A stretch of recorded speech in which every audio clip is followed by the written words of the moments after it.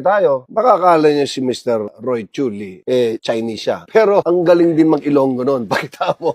Sa mga kaibigan ko na taga Iloilo, binabati ko ka ng mga kaibigan ko diyan. Kasi diyan medyo matagal na ako, hindi nakakauwi sa probinsya namin. So, sa mga Ilonggo, mga taga Bacolod, kain na inasal yan.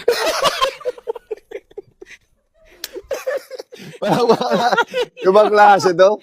Ibang klase. Okay. Uy, pero hindi ako Ilonggo. Hindi yun na nga Chinese na Ilonggo. Kakasama ko sa mga kaibigan ko Ilonggo.